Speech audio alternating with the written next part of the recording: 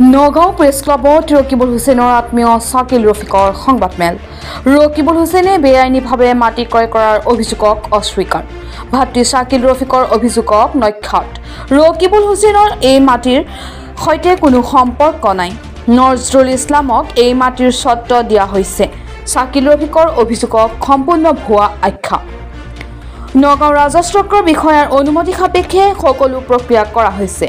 মোৰ কন্যাই মোৰ বিৰুদ্ধে কৰা অভিযোগ দুৰ্ভাগ্যজনক। মোৰ পত্নীৰ সৈতে 11 বছৰ মোৰ কোনো সম্পৰ্ক নাই। মোৰ ভাতৃৰ প্ৰৰোচনাত পৰি কন্যাই মোৰ বিৰুদ্ধে বক্তব্য দিছে।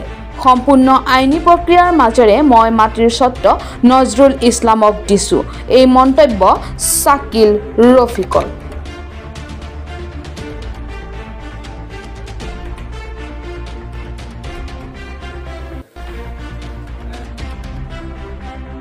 আজি মই আপোনালোকৰ আগত উপস্থিত হলো এই যোৱা পৰহি যিটো নিউজ মিডিয়াত মোৰ বিষয়ে যিখিনি কথা মোৰ ছোৱালী দুৰ্ভাগ্যজনক মোৰ ছোৱালী আৰু মোৰ ভাই মিষ্টাৰ শাকিল ৰফিকে যিখিনি কথা ক'লে তাৰ স্পষ্টীকৰণ দিবলৈ মই আপোনালোকৰ আগত আহিলো।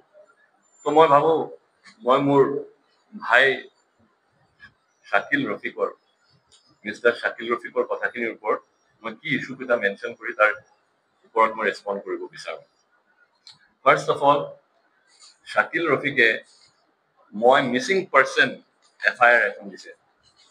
মইতো সৰু ল'ৰা নহয়, মই এজন সুস্থ মানুহ। মিছিং পাৰ্চন মই ক'ৰবাত ফুৰিব যাব পাৰোঁ, য'লৈকে মন যায় মই তলৈকে যাব পাৰোঁ। মই এজন ইণ্ডিপেণ্ডেণ্ট পাৰ্চন। মই কোনো অসুখীয়া মানুহ নহয়, মই তেওঁৰ কেয়াৰত নাই। চ' অন হোৱাট বেচিছ তেওঁ মিছিং পাৰ্চন বুলি এখন FIR দিছে। It's a ridiculous FIR। It makes no' sense. ঠিক আছে, তেওঁ কিবা এটা আৰু তাৰ পিছত তেওঁ আৰু এখন FIR দিছে ট্ৰেছপাছৰ ওপৰত। এতিয়া কথা হ'ল কি, সেই প্ৰপাৰ্টিখিনি, সেই ঘৰ মাটি প্ৰপাৰ্টি কাৰ নামত আছে? সেই ঘৰ প্ৰপাৰ্টি মোৰ নামত আছে। আমাৰ অনাৰেবল চাৰ্কুল অফিচাৰে গোটেইখিনি মেজাৰমেণ্ট কৰি মেলি মোক জুবাবন্দী লেণ্ড হোল্ডিং চাৰ্টিফিকেট ওলাই মোক মোকলাই দিছে মোৰ মাটি ঘৰ। তো মোৰ মাটিত মই কাৰোবাক যদি পাৱাৰ অফ এটৰ্নি দিওঁ, সেই মানুহজনে কেনেকে ট্ৰেছপাছ কৰা হ'ব? ট্ৰেছপাছটো নহ'ব। কিন্তু শাকিল ৰফিকৰ নামত ইনজাংচন ভাইলেশ্যনৰ কেছ চলি আছে। মোৰ সেই প্ৰপাৰ্টিত আহি উৎপাত কৰাৰ কাৰণে মই ইনজাংচনৰ কেছ দিছোঁ। তেওঁৰ ইনজাংচনৰ কেছ চলি থকা অৱস্থাত এইটো 2 নম্বৰ ভাইলেট কৰিছে। This is a second. মোৰ ঘৰৰ গেটত আহি তলা লগাই দিছে। এবছলিউট ভাইলেশ্যন।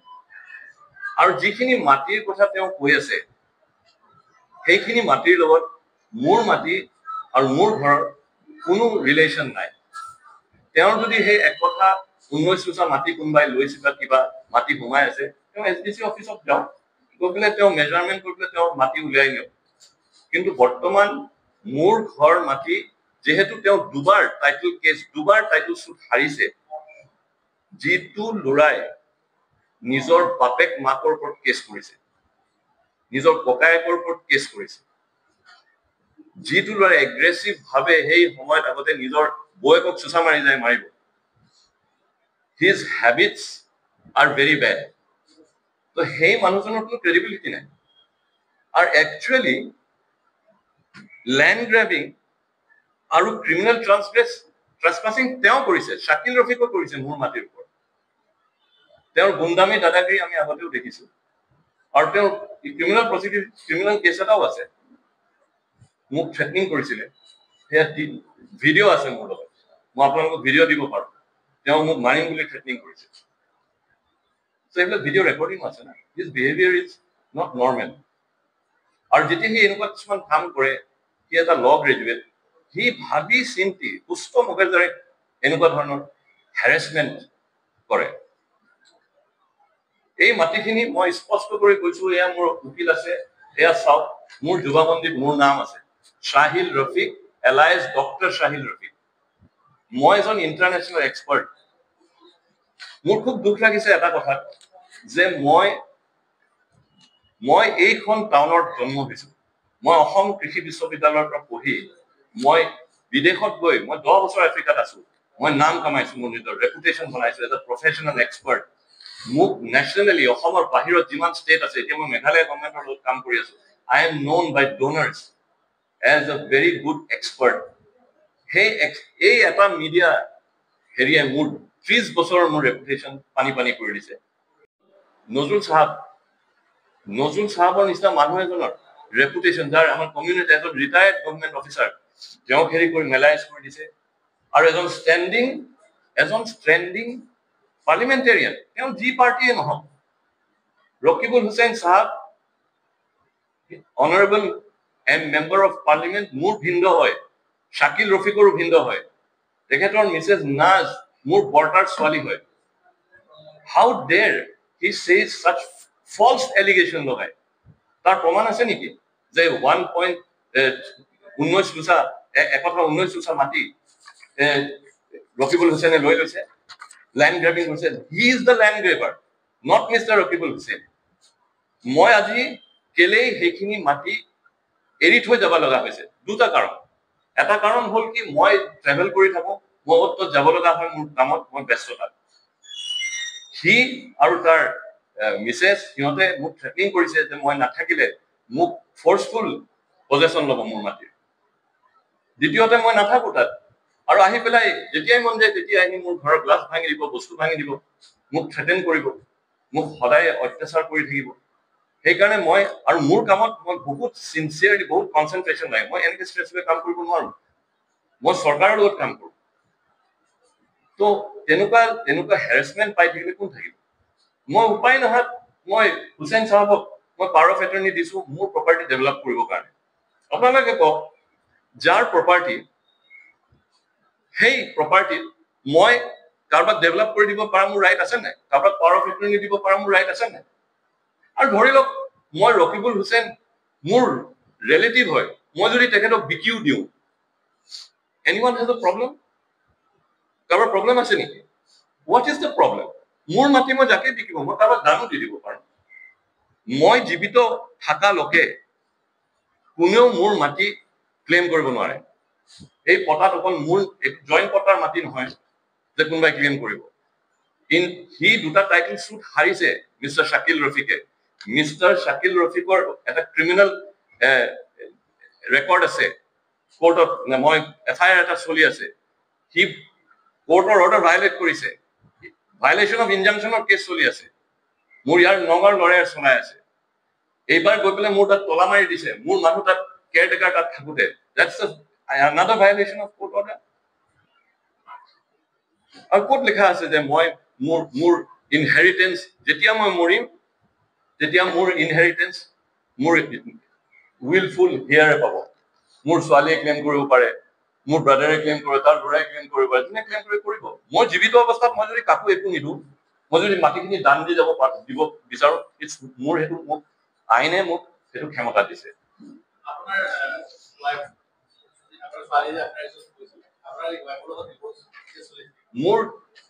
মোৰ উকিলে এইটো জবাব দিব। মোৰ মেইনটেনেন্স কেছ চলি আছে। For 11 years I am not with her. আমাৰ কোনো লিগেল মেৰেজ হোৱা নাছিল, স্পেচিয়েল মেৰেজ এক্টত আমাৰ নিকাহ হৈছিল। 6 মাহ যদি একেলগে হাজবেণ্ড ৱাইফ নাথাকে, নিকাহ ভাঙি যায়। মোৰ তালাকনামা মই মিনিষ্ট্ৰী অফ ফৰেইন এফেয়াৰ্ছৰ চিল মানে মই এপষ্টলাইজ কৰি পেলাইছো। বাৰু সেইটো তেওঁ নামানিব পাৰে, বাট আমাৰ এখন কমিউনিটি মেৰেজ নিকাহ অলৰেডি নাই। 10 বছৰ 11 বছৰ আমি একেলগে নাই। হাউ ডু ইউ থিংক যে আমাৰ মেৰেজ ইজ টেনেবল? এবছলুটলি মোৰ লগত একেলগে আছিলে। আমাৰ সেইটো ব্যক্তিগত কথা, মই এইবিলাক প্ৰেছৰ আগত ক'ব নিবিচাৰো। ফেমিলি কোৰ্টত কেছ চলি আছে, মই এই বিষয়ে বহলাই ক'ব নিবিচাৰো। It's my personal matter. Okay, যিটো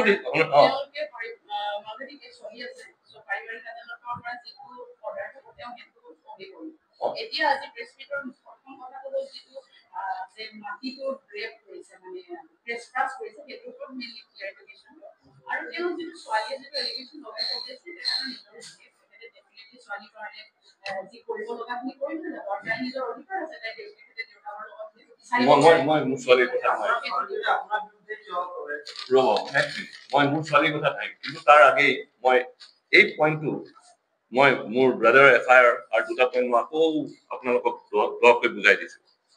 প্ৰপাৰ্টি মোৰ মই কি কাৰণে মই এৰি যাব লগা হৈছে প্ৰপাৰ্টি আপোনালোকক জনাই দিছো মই মিষ্টাৰ হুছেইনক মই নজৰুল হুছেইন সাহাবক মই পাৱাৰ অফ এটৰ্নি দি থৈ গৈছো মোৰ প্ৰপাৰ্টি চাব and it is my will who I give who I don't give revoke কৰো নকৰো এইটো মোৰ কথা ছেকেণ্ড ৰকিবুল হুছেইনে মোক ফৰ্চফুলি মোৰ একো প্ৰপাৰ্টি লোৱা নাই and if I want to sell him my property it's my business তাৰ কাৰোবাৰ যদি আপত্তি আছে কওক কি কি আপত্তি আছে ওকে ছেকেণ্ড এতিয়া মোৰ ছোৱালীৰ কথা লৈ প্ৰশ্নৰ উত্তৰ দিম তেওঁ কৈ আছে যে মোৰ মাৰ লগত যিটো এফেয়াৰ এই আমাৰ দুজন তাই মোৰ বিয়া হৈছিল 1994 8 ছেপ্টেম্বৰ 8 ছেপ্টেম্বৰ বিয়া হোৱাৰ পাছত তাই জন্ম হৈছে 1999 23rd আগষ্ট এই 5 বছৰৰ ভিতৰত কি হ'ল তাই কিবা জানে নেকি গিৰিয়েক ঘৈণীয়েকৰ ভিতৰত কথা তো মই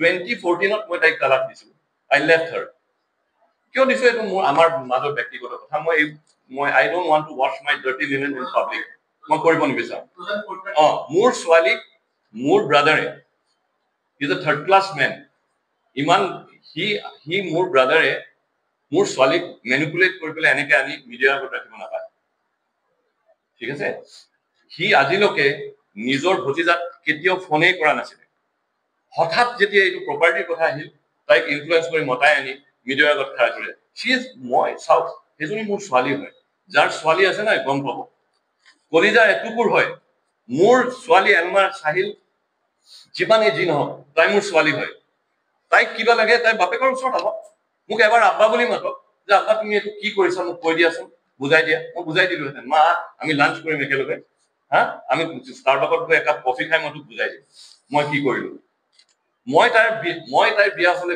বিয়া পাতি দিম তাই গহনাৰ ব্যৱস্থা তাই বিয়াৰ কাৰণে মই পইচা চব গোট খুৱাই থৈছো কিন্তু তাইক যদি মই ফোন কৰো তাই মোক ফোন নকৰে তাইক চাগে কোনোবাই বাধা দিয়ে যে phone নুঠাবি she has been used and manipulated by her uncle Shakil Rafiq and some other people আৰু তাই হতুৱাই ৰকিবুল হুছেইনৰ নাম বনাইছে কিমান ভেষ্টেড ইণ্টাৰেষ্ট থাকিব বিপৰীত পক্ষৰ কিবা চালু হ'ব পাৰে আই ডোন্ট নো কিন্তু মই এইটো এজিউম কৰো আৰু এইবিলাক কৰিব নাপায় don't use private matters for political gains এইটো বৰ বেয়া কথা হৈছে মই খুবেই বেয়া পাইছো ঠিক আছে মোৰ বৰ দুখিত দেই প্ৰথম কথা মই এই টাউনৰ ল'ৰা ভাই এই নৱম কলেজ চাৰিআলিত আড্ডা মাৰা ল'ৰা কি কৈছে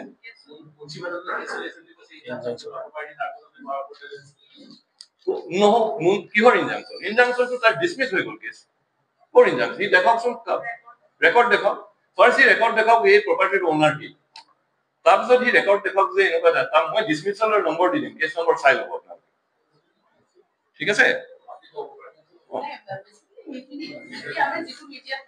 অধিকাৰ বিকাও নাই পাৱাৰ অফ এটৰ্নি দিছে তেওঁ অধিকাৰ আছে নিজে আৰু যদি অধিকাৰ নাথাকিলেহেঁতেন আমাৰ ইয়াৰে ডিচি অফিচত ৰেজিষ্টাৰ্ড পাৱাৰ অফ এটৰ্নি কৰিব নোৱাৰিলেহেঁতেন এইবিলাক আমি কপি দি দিছো যদি প্ৰপাৰ্টি কিবা ডিছপিউট আছে ডেফিনেটলি এইটো নকৰে আপোনালোকক আমি দি দিম আৰু এই সংক্ৰান্তত আমি অচিকো জনাইছো কাৰণ টোটেলি এটা মিচিং প্লাছ আৰু প্ৰপাৰ্টি গ্ৰেভিং এইবিলাক আননেচেচাৰী যিবিলাক এলিগেশ্যন লগাইছে সেইবোৰৰ ওপৰত আমি লিখিত আকাৰে দিছো লিখিত আকাৰে দি পেলাই মই আপোনালোকক জনাই দিছো ঠিক আছে আৰু এইটো স্পষ্টীকৰণ এইটোৱে যে ৰকিবুল হুছেইন ডাঙৰীয়া কোনো ধৰণৰ এইটোৰ লগত জড়িত নহয় তেখেতক এনেই সাঙুৰিছে আৰু আমি নিজেও মিডিয়াত চাইছো তেখেতৰ বিষয়ে বহুত ধৰণৰ কমেণ্টছ এইবিলাক পঢ়ি ভাল নালাগে তাৰ কাৰণে তেখেতে দুখিত হ'ব নালাগে তাৰমানে ৰকিবুল হুছেইন ডাঙৰীয়া আমি সব মিনিষ্টাৰ পাৰ্লিমেণ্টৰে সন্মান কৰো ঠিক আছে সেইকাৰণে তেওঁক এনেকে কথা নাই বতৰা এজন মানুহক এক্সপাৰ্চন তেওঁ যিটো পজিশ্যনত আহিছে তেওঁ মেহনতত আহিছে তেওঁ এক্সপাৰ্চন কৰা এইটো প্ৰপাৰ্টি ইছ্যু লৈ পেলাই ইজ নট কাৰেক্ট ঠিক আছে আৰু এটা মই কথা কওঁ মোক যে ক'লে যে মই 14 ইয়াৰ্ছ এবাণ্ডমেণ্ট কৰি আহিছো মোৰ ছোৱালীক মই 14 ইয়াৰ্ছ এবাণ্ডমেণ্ট কৰা নাই আজিও যদি তাই মোক কয় আব্বা মোক কিবা এটা লাগে মই খেতি মাটি তাইক দি দিম মোৰ কমাৰ্চিয়েল এৰিয়াত মাটি আছে মই দি দিম তাইৰ নামত লিখি তাই আহক মোক খোজক তাই কিবা প্ৰব্লেম হৈছে তাই মোক আহি খোজক মিডিয়াৰ ওচৰত কিয় গৈছে আই এম হাৰ ফাদাৰ তাই মোৰ ছোৱালী হয় তাই যিমান ভুল নকৰক মোৰ ছোৱালী হয় তাইক চোৱাটো মোৰ কৰ্তব্য মোৰ দায়িত্ব আৰু মই চাম কিন্তু তাই মোৰ ওচৰত আগবাঢ়ি আহিব লাগিব তাই এগৰাকী উকিল হয় হাইকোৰ্টত she is 26 years of old age legally তাই মোৰ পৰা একো নাপায় মই যদি তাইক একো নিদো জীৱিত অৱস্থাত she cannot claim anything কিন্তু মইতো সেইটো কোৱা নাই মই নিশ্চয় দিম তুমি মোৰ ওচৰত আহা এক্সেক্টলি স্পষ্ট নহয় জানো তাইক খুৰাইকো ঘূৰে And interestingly, মই নাজানো, he says anything in his mind. He কৈছে 27th October in your channel যে মই মিছিং 27 October আহাই নাই. So where is he? Is he in this planet Earth or in Mars? ঠিক আছে? তো এই বস্তুটো এনেকুৱা বেয়া ফিলিংছ আনা community harmony disrupt করা is not the time. And I think it is also the important time for responsible media day. কারণ তিনিজন মানুহৰ ৰেপুটেশ্যন এটা ভিউত যিবিলাক কমেণ্ট আহিছে মই পঢ়িছো বিৰাট দুখ লগা হৈছে আই ৱৰ্ক ভেৰি হাৰ্ড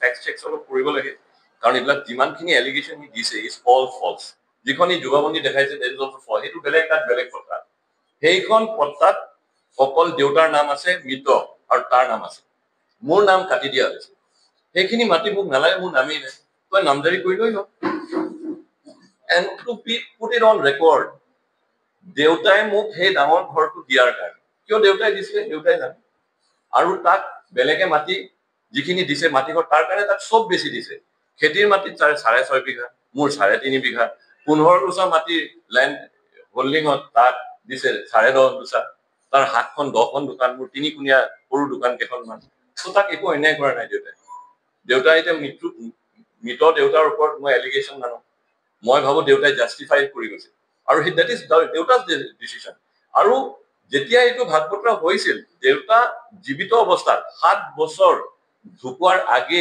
সুস্থ অৱস্থাত এখন গিফ্ট কৰিছে হি ওয়াজ দ্য ফাৰ্ষ্ট হি প্ৰথম ঘুৰিবচোন শাকিল ৰফিকে প্ৰথম মুটকে ছমাহ আগে নামজাৰি কৰাই লৈছে নিজৰ প্ৰপাৰ্টি মিন্স ইউ হেভ এগ্ৰিড তাৰ পিছত যিটো লৰাই বাপেক মাকৰ ওপৰত এবাৰ নহয় দুবাৰকে কেছ দিছে এই মানুহটোৰ ক্ৰেডিবিলিটি কি আছে what a shame মোৰ মানে দুখ লাগে যে হি ইজ মাই ব্ৰাদাৰ বুলি ক'ব আৰু দেউতা মা সুস্থ অৱস্থাত জীৱিত অৱস্থাত সি বহুত জ্বলালে এতিয়া দেউতা মা গ'ল এতিয়া সি মোক হেৰাসমেণ্ট কৰে so this is unacceptable and that is one reason why I am leaving and soon I will be leaving Assam also মই অসমৰ বাহিৰত গৈছো ইমান অশান্তি লৈ থাকিব নোৱাৰিম মই কেইটা দিন আমি জীয়াই I am now 60 মই যদি ৰিটায়াৰ কৰো গভৰ্ণমেণ্ট চাকৰি থাকো মই অহা বছৰ মাৰ্চত ৰিটায়াৰ মই শিক্ষকতাও কৰিছো মই পঢ়োৱা বহুত ডাঙৰ ডাঙৰ অফিচাৰ গভৰ্ণমেণ্টৰ তো এইখিনিকে কৈ মই মোৰ মানে তো আহিলে মোৰ ছোৱালীৰ ওচৰত মই তাকে কৈছো তাই যিখিনি কথা ক'লে আবেগী হৈ পেলাই তাই বহুত কথা ক'লে সেইখিনিৰ ওপৰত মই আৰু মোৰ ছোৱালীজনীক কণ্ডেম কৰিবও নাযাওঁ মই মোৰ ছোৱালীক অন্তৰেৰে ভাল পাওঁ মোৰ ছোৱালী হয় শি ইজ মাই ব্লাড তাই এইটো নাজানে তাই এডুকেশ্যনৰ কাৰণে মই কিমান পইচা পঠিয়াইছিলো মাকলৈ আফ্ৰিকাৰ পৰা 60,000 70,000 মাহে পইচা পঠিয়াইছো এতিয়াও মই পইচা পঠিয়াইছো এদিন এটা মাহ মোৰ এদিন মনত আছে মোৰ যেতিয়া পইচা কমি গৈছিলে মই 34,000 পঠিয়াইছিলো আফ্ৰিকাৰ সদায় পঠিয়াইছো মোৰ মাক মই সদায় $500 $400 কৈ পঠিয়াইছিলো মই দুটা মোৰ মাকো চাইছিলো মোৰ ফেমিলিকো চাইছিলো after leaving her mother তো এতিয়া তেওঁলোকে যিয়ে নকৰে তই ইমানখিনি শিক্ষা দীক্ষা কেনেকৈ পালে ফাৰ্ষ্ট 13 বছৰ যে মোৰ লগত আছিলে আঙুলিত ধৰি স্কুললৈ কোনে লৈ গৈছিলে মেটাৰ ডে কনভেন্টত যেতিয়া বাছত উঠে কোনে আগবঢ়াই লৈ গৈছিলে এতিয়া মই ক'ব নাযাওঁ মই বাপেক তাই যিয়ে কওক মোক শি ষ্টিল মাই ডটাৰ না তাই আহিলে মই ডেফিনেটলি মই মোৰ ছোৱালীক চাম তাইক বিয়া মই পাতি দিম এভৰিথিং তাই মোৰ ওচৰত আহিব লাগিব আপোনালোকৰ কাৰোবাৰ যদি ছোৱালী আছে ল'ৰা ছোৱালী আছে তো এইখিনি কৈ মই মোৰ কথাখিনি সামৰি মাৰিছো বহুত ধন্যবাদ মোক এই সুযোগ দিয়াৰ কাৰণে এই স্পষ্টীকৰণ যে আপোনালোকৰ আগত দিব পাৰিলো ৰাইজৰ আগত দিব পাৰিলো এইখিনি কৈ আৰু বহুত ধন্যবাদ মোৰ লয়াৰকো এখেতখন মোৰ লগত আহিছে জাষ্ট টু হেল্প মি এইখিনি কথা যাতে মই আপোনালোকৰ ওচৰত স্পষ্টভাৱে আৰ্টিকুলেট কৰিব